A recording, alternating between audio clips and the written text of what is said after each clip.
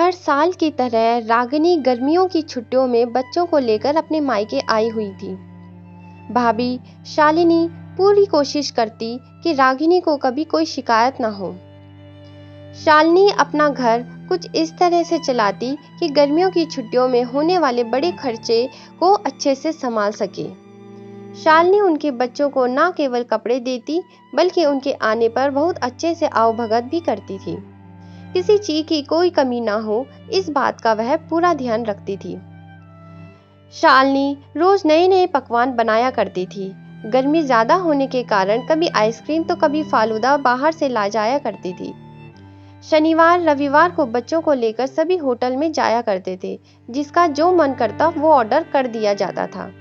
Hotel का bill इतना ज्यादा आता कि शालिनी कुछ परेशान हो जाती, लेकिन सोचती कोई बात नहीं, बाद में थोड़ी कर कसर करके वह सब ठीक कर लेगी।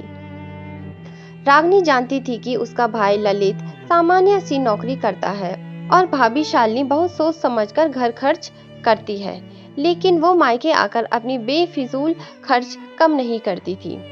एक शाम शालिनी ने सभी के लिए शाम को अच्छे से खाना बना लिया और टीवी देखने लगी। रागिनी के बेटे अर्जुन ने कहा कि आज खाने में क्या बनाया है। शालिनी ने बहुत प्यार से कहा कि आज तो मैंने आलू की सब्जी और परांठे बनाए हैं। ऐसा सुनकर अर्जुन ने कहा, नहीं, मुझे नहीं खाना। ऐसा कहकर वह अपने मामा के पास जाकर पिज्जा खाने की जिद करने लगा। ललित ने कहा, बेटा आज मामी ने खाना बना लिया है, वह खा लो, कल पिज्जा खा लेना। बेटा जिद करके रोने लगा। रागिनी ने गुस्से से कहा, भाभी ऐसा भी क्या हो गया कि बच्चे को रुला दिया? मंगवा दो पिज्जा, इतनी भी कंजूसी क्यों? शालिनी ने उस दिन तो कुछ नहीं कहा और ललित को इशारा करके पिज्जा मंगवाने के लिए कह दिया। करीब 40 मिनट के बाद भी पिज्जा भी आ गया, लेकिन उसने पिज्जा सिर्फ अर्जुन के लिए मंगवाया था, जिसे देख रागिनी को गुस्सा दोगुना हो गया।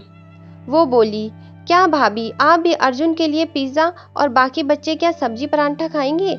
अच्छा लगता है क्या? शालिनी ने कहा, दीदी मेरे बच्चे सब्जी पराठा शौक से खाएंगे। खाना ना बना होता तो सबके लिए मंगवा लेते। अब खाना तैयार है तो क्यों इसे बर्बाद करना?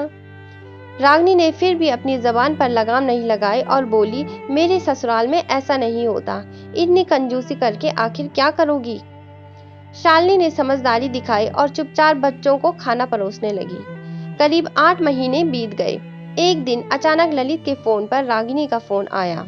भैया तुम्हारी जीजा जी की तबीयत खराब है, डॉक्टर ने 3 लाख रुपए तुरंत जमा करने को कहा है।